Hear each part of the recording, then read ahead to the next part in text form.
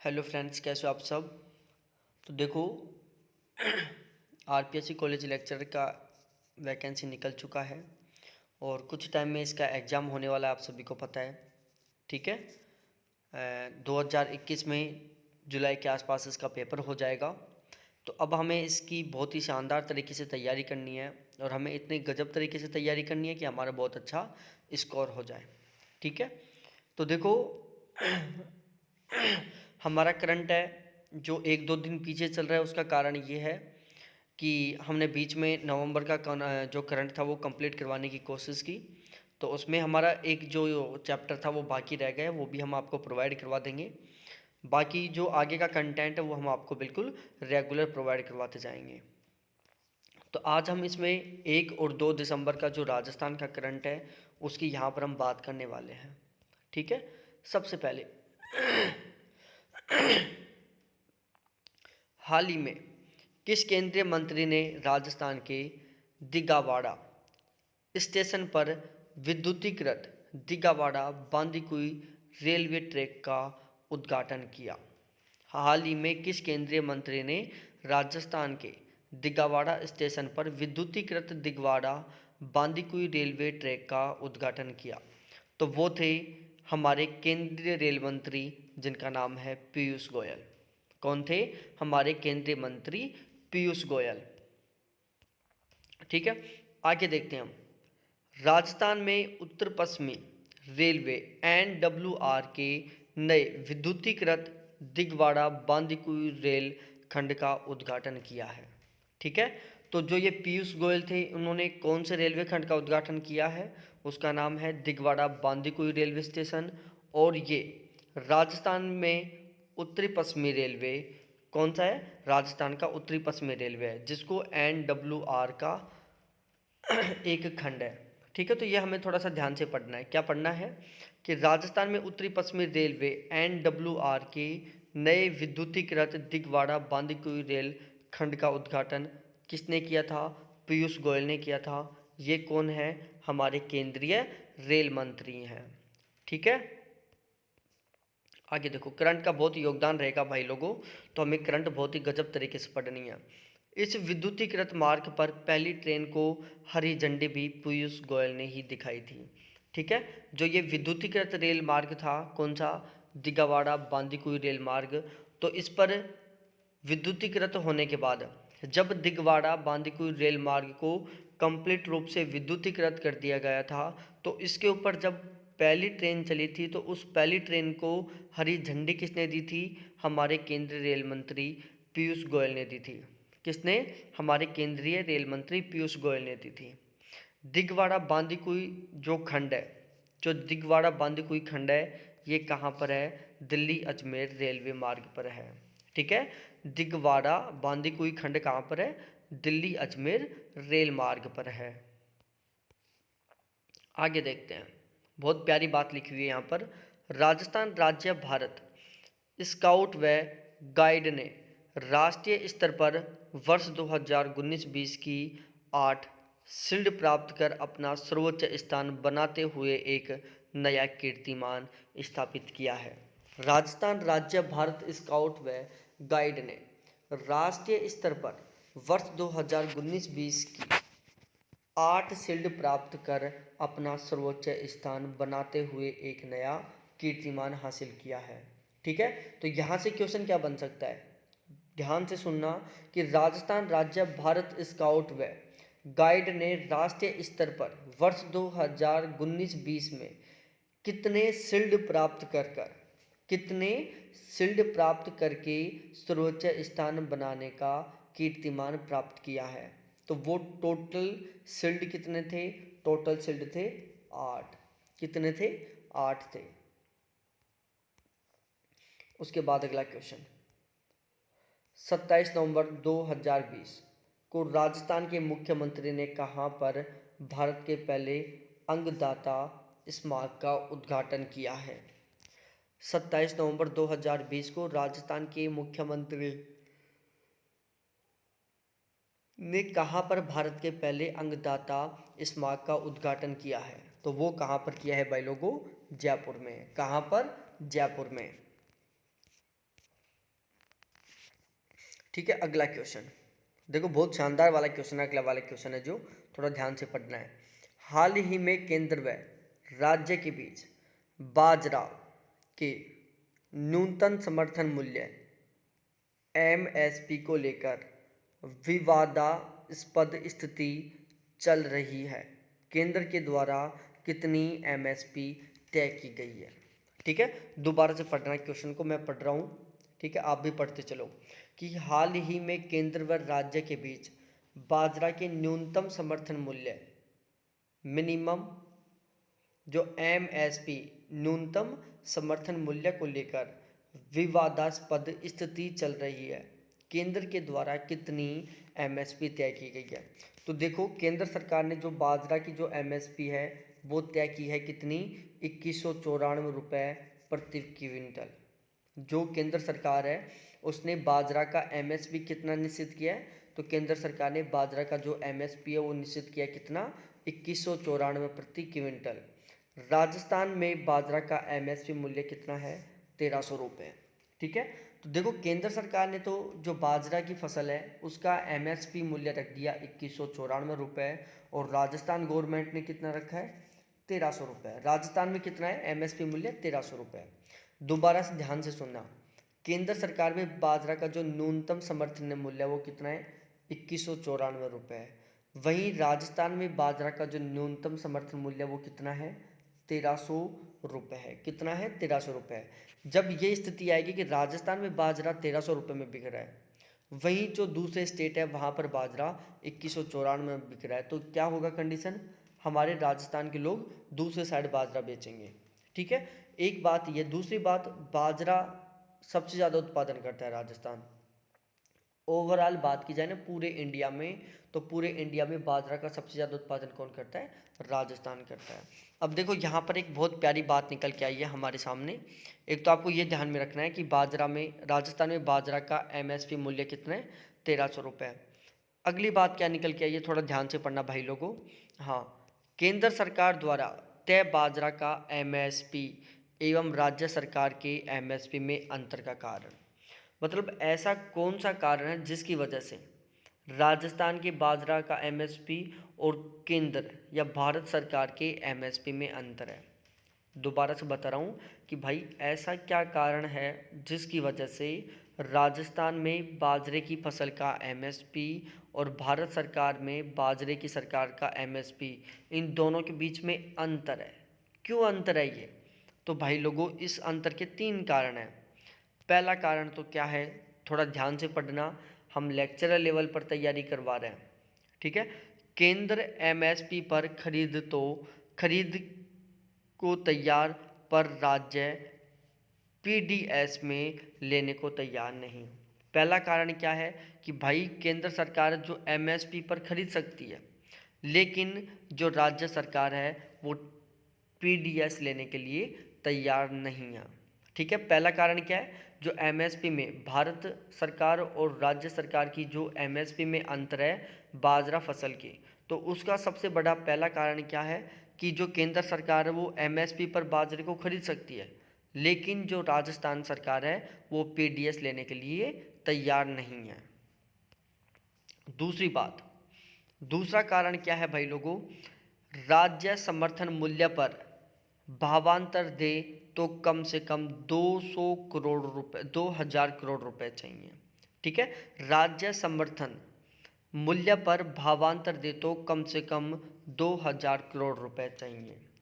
ठीक है, यहाँ पर राज्य समर्थन मूल्य पर भावांतर दे तो कम से कम 2000 करोड़ रुपए चाहिए। अब मैं समझाता हूँ। देखो केंद्र में कितना है, केंद्र में जो एमएसपी है वो कितना है? 2194 रुपये, जो मैंने अभी बताया था। केंद्र में बाजरे का जो एमएसपी है वो कितना है? 2194 रुपये। ठीक है, और राजस्थान में बात की जाए तो वो कितना है? 1300 रुपये। ठीक है, अब यदि राजस्थान सरकार बाजरे को जो भारत सरकार का जो एमएसपी है उस पर खरीदती है, सपोज दैट इसने 2194 रुपये में ख़रीदा, जबकि राजस्थान का एमएसपी कितना है? वो मात्र 1300 रुपये।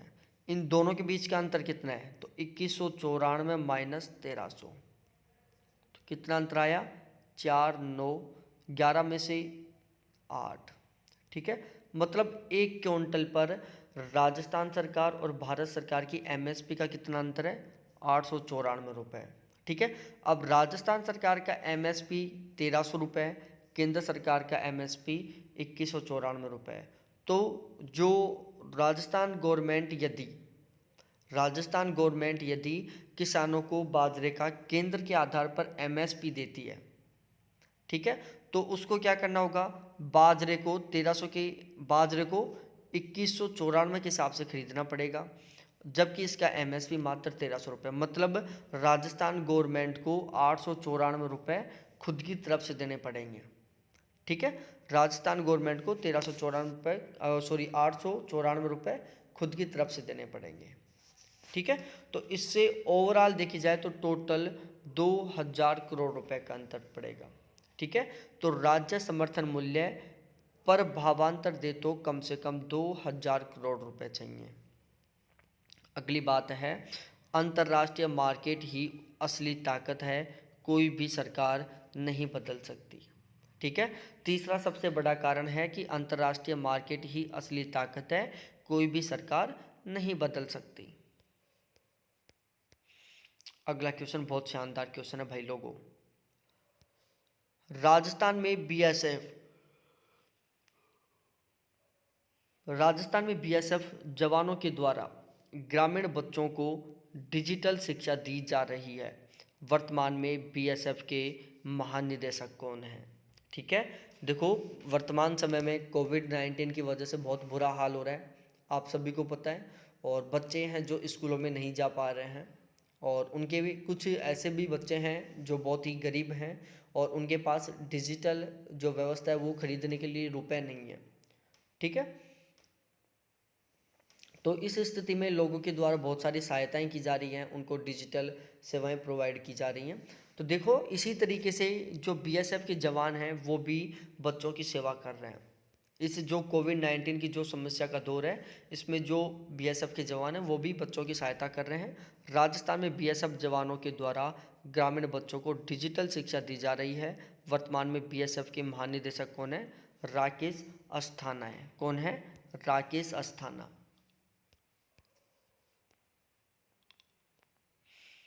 अगला क्वेश्चन बहुत शानदार है भाई। हाल ही में पेट्रोल मंत्री धर्मेंद्र प्रधान ने 10 शहरों में 100 ऑक्टेन मानक वाला प्रीमियम पेट्रोल लॉन्च किया है। यह राजस्थान के किस शहर में लॉन्च किया गया है? दोबारा से क्वेश्चन को रिपीट कर रहा हूँ कि हाल ही में पेट्रोल मंत्री धर्मेंद्र प्रधान ने 10 शहरों में 100 ऑक्टेन मानक वाला प्रीमियम पेट्रोल लॉन्च किया है। यह राजस्थान के किस शहर में लॉन्च किया गया है? तो भाई लोगों ये राजस्थान के जयपुर शहर में लॉन्च किया गया है, और जयपुर के गोपालपुरा में, और गोपालपुरा में एक गंगा जमुना पेट्रोल पंप है, वहाँ पर लॉन्च किया गया है। ठीक है, तो ये कहाँ पर लॉन्च किया गया है? जयपुर में, जयपुर के गोपालपुरा में, और गोपालपुरा का एक पेट्रोल पंप है जिसका नाम है गंगा जमुना पेट्रोल पंप, वहाँ पर ये लॉन्च किया गया है। ठीक है, अब हम इसके बारे में बात करते हैं। इसकी स्थापना किसने की थी? जो ये लॉन्च कर रहे हैं इसकी स्थापना किसने की है? आईओसी ने की है, मतलब इंडियन ऑयल कॉरपोरेशन ने। किसने? आईओसी ने इस ऐप की स्थापना की है। जो ये ऑक्टेन नामक वाला प्रीमियम पेट्रोल लॉन्च किया है, जो ये 100 ऑक्टेन मानक वाला प्रीमियम पेट्रोल लॉन्च किया है, इसकी स्थापना किसने की है? इसकी स्थापना की है भाई साहब आईओसी ने, मतलब इंडियन ऑयल कॉरपोरेशन ने। ठीक है, इंडियन ऑयल कॉरपोरेशन ने। आगे देखते हैं हम भाई साहब, बहुत शानदार क्वेश्चन है अगले वाला भी। देखो, हाल ही में राजस्थान के किस वन्य जीव अभ्यारण्य को इको सेंसिटिव जोन में प्रदूषण नहीं फैलाने वाले उद्योगों को लगाने की अनुमति दी गई है? बहुत शानदार क्वेश्चन है भाई साहब। देखो, हाल ही में राजस्थान में किस वन्य जीव अभ्यारण्य को इको सेंसिटिव जोन में प्रदूषण नहीं फैलाने वाले उद्योगों को लगाने की अनुमति दी है? तो भाई लोगों वो कौन सा है? तो वो राष्ट्रीय उद्यान है मुकुंदराव वन्यजीव अभ्यारण्य। कौन सा अभ्यारण्य भाई साहब? मुकुंदरा वन्यजीव अभ्यारण्य। देखो इसका सही आंसर क्या होगा? मुकुंदरा वन्यजीव अभ्यारण्य। अब देखो यहाँ पर एक इको सेंसिटिव जोन, ये शब्द प्रयोग हुआ है। इको सेंसिटिव जोन का क्या मतलब है? इको सेंसिटिव जोन का मतलब होता है कि एक ऐसा एरिया जो पोल्यूशन से मुक्त हो। क्या हो? एक ऐसा एरिया जो पोल्यूशन से मुक्त हो, वहाँ पर किसी भी तरीके का पोल्यूशन नहीं हो, वहाँ पर जो इंडस्ट्री है वो भी ऐसी हो जो पोल्यूशन नहीं फैलाती हो। ठीक है, तो इसका सही आंसर क्या है? मुकुंदरा वन्यजीव अभ्यारण्य। अब जो मुकुंदरा वन्यजीव अभ्यारण्य ये 3 जिलों में फैला हुआ है, एक कोटा, दूसरा झालावाड़ और तीसरा चित्तौड़गढ़। ठीक है, मुकुंदरा वन्यजीव अभ्यारण्य कौन कौन से 3 जिलों में? कोटा, झालावाड़ और चित्तौड़गढ़ में। लेकिन इसका सर्वाधिक क्षेत्रफल कौन से जिले में है? कोटा में। जो मुकुंदरा वन्यजीव अभ्यारण्य है इसका सर्वाधिक क्षेत्रफल कौन से जिले में है? कोटा में है। अब देखो मुकुंदरा वन्यजीव अभ्यारण्य के बारे में हम कुछ प्यारी प्यारी बातें पढ़ लेते हैं मेरे प्यारे साथियों। देखो 2012 की बात है भाई साहब, कब की बात है? 2012 की। इसे राष्ट्रीय उद्यान का दर्जा दिया गया। जो मुकुंदरा वन्यजीव अभ्यारण्य है, कौन सा? मुकुंदरा वन्यजीव अभ्यारण्य है, जो क्षेत्रफल की दृष्टि से सबसे सर्वाधिक क्षेत्रफल जो मुकुंदरा वन्यजीव अभ्यारण्य कौन कौन से जिलों में फैला हुआ है? चित्तौड़गढ़, झालावाड़ और कोटा में। और स्पेशली यदि क्षेत्रफल के आधार पर देखा जाए तो ये है कोटा में। तो मुकुंदरा वन्यजीव अभ्यारण्य कौन से जिले में? कोटा में है। ठीक है, तो 2012 में क्या हुआ? 2012 में इसे राष्ट्रीय उद्यान का दर्जा दिया गया। ठीक है, और ये राजस्थान का तीसरा राष्ट्रीय उद्यान था। अब आपको कमेंट सेक्शन में बताना है कि पहला और दूसरा राष्ट्रीय उद्यान कौन से थे। राजस्थान के पहले और दूसरे राष्ट्रीय उद्यान कौन से थे?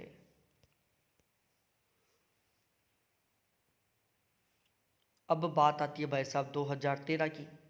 2013 में टाइगर प्रोजेक्ट की स्थापना हुई। ठीक है, जो ये मुकुंदरा वन्यजीव अभ्यारण्य है, ये कौन सा? जो मुकुंदरा वन्यजीव अभ्यारण्य है, इसी में 2013 में क्या हुई? टाइगर प्रोजेक्ट की स्थापना हुई और राजस्थान का तीसरा टाइगर प्रोजेक्ट है। ठीक है, दोबारा से बता रहा हूँ मैं। मुकुंदरा वन्यजीव अभ्यारण्य में देखो क्वेश्चन किस तरीके से बन सकता है। मुकुंदरा वन्यजीव अभ्यारण्य को राष्ट्रीय उद्यान का दर्जा कब दिया गया? 2012 में दिया गया। दूसरी बात, मुकुंदरा वन्यजीव अभ्यारण्य राजस्थान का कौन सा राष्ट्रीय उद्यान है? तो ये राजस्थान का तीसरा राष्ट्रीय उद्यान है। कौन सा? तीसरा। अगला क्वेश्चन, मुकुंदरा वन्यजीव अभ्यारण्य में टाइगर प्रोजेक्ट की स्थापना कब की गई? 2013 में। अगला क्वेश्चन, मुकुंदरा वन्यजीव अभ्यारण्य में टाइगर प्रोजेक्ट की स्थापना की गई, इसका राजस्थान में कौन सा स्थान है? तो इसका राजस्थान में कौन सा स्थान है भाई साहब? तीसरा। अब हम प्यारी प्यारी और कुछ बातें देख लेते हैं। देखो मुकुंदरा वन्यजीव अभ्यारण्य गागरोनी तोतों के लिए प्रसिद्ध है। किसके लिए प्रसिद्ध है?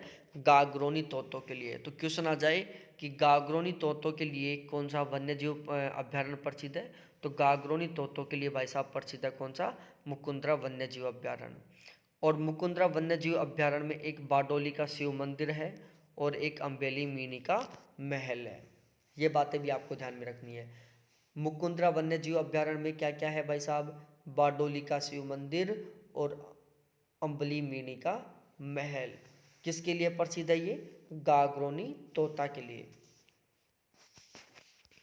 अब अगली क्वेश्चन है भाई साहब, अगला क्वेश्चन बहुत शानदार वाला, थोड़ा प्यार से पढ़ेंगे हम इसको। देखो राजस्थान के उदयपुर में हाइड्रोपोनिक फार्मिंग की जा रही है। ठीक है, राजस्थान के उदयपुर में हाइड्रोपोनिक फार्मिंग की जा रही है। अब यहाँ पर हम ओवरऑल बात करेंगे भाई साहब हाइड्रोपोनिक फार्मिंग के बारे में। ठीक है, ठीक है कि हाइड्रोपोनिक फार्मिंग क्या होती है। सबसे पहले मैं बताता हूँ कि हाइड्रोपोनिक फार्मिंग क्या होती है। देखो थोड़ा थोड़ा ध्यान से पढ़ें हम सारी चीज़ें इसके बारे में। पहली बात, हाइड्रोपोनिक फार्मिंग होती है जो बिना मिट्टी की खेती होती है। इसमें मिट्टी में खेती नहीं होती, सबसे अलग बात है, आपने पहली बार सुना होगा, हाइड्रोपोनिक फार्मिंग में क्या होता है, मिट्टी में खेती नहीं होती या बिना मिट्टी के खेती होती है। दूसरी बात, पौधों को 80 से 85% आर्द्रता में रखा जाता है। जो हाइड्रोपोनिक खेती होती है इसको इंग्लिश में हाइड्रोपोनिक कल्टीवेशन बोलते हैं। इसमें पौधों को कितनी आर्द्रता पर रखा जाता है, 80 से 85% आर्द्रता पर, ठीक है। और इसमें तापमान कितना रखा जाता है, तो जो हाइड्रोपोनिक फार्मिंग होती है इसमें पौधे का तापमान रखा जाता है 15 से 30 डिग्री सेल्सियस। कितना, 15 से 30 डिग्री सेल्सियस। राजस्थान में हाइड्रोपोनिक फार्मिंग सबसे ज़्यादा उदयपुर में की जाती है। राजस्थान में हाइड्रोपोनिक फार्मिंग सबसे ज़्यादा कहाँ पर की जाती है भाई साहब, उदयपुर में।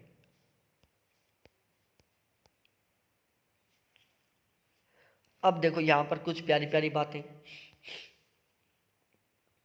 राजस्थान में हाइड्रोपोनिक कल्टीवेशन को जयपुर से शुरू किया गया, ठीक है। क्वेश्चन आ सकता है ये, हम ओवरऑल इस बेस पर तैयारी करेंगे कि क्वेश्चन कहाँ कहीं से भी आए, कैसा भी क्वेश्चन आए, लेकिन हम उसको सही करें।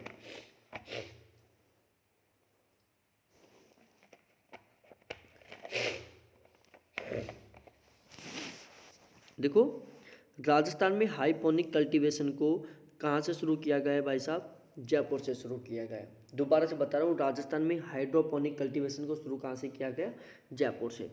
हाइड्रोपोनिक कल्टीवेशन या फार्मिंग में फल, सब्जी और सीजनल क्रॉप की फार्मिंग की जाएगी, ठीक है। जो हाइड्रोपोनिक कल्टीवेशन या फार्मिंग है उसमें फल, सब्जी और सीजनल क्रॉप की फार्मिंग की जाएगी।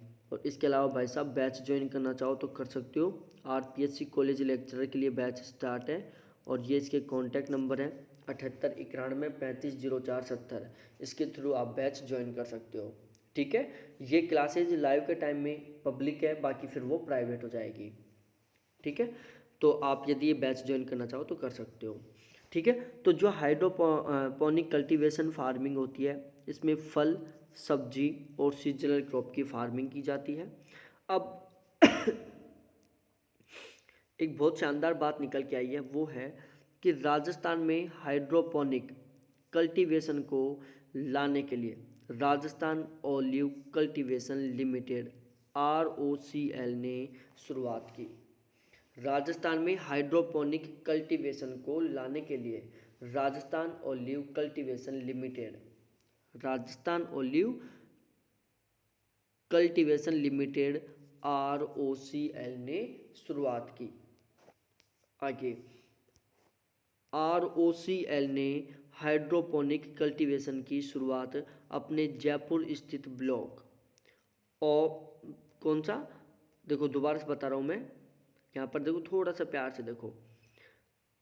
ROCL ने हाइड्रोपोनिक कल्टीवेशन की शुरुआत अपने जयपुर स्थित ब्लॉक सेंटर ऑफ एक्सीलेंसी से की थी, ठीक है। ROCL ने हाइड्रोपोनिक कल्टीवेशन की शुरुआत कहाँ से की थी, अपने जयपुर स्थित ब्लॉक सेंटर ऑफ एक्सीलेंसी से की थी।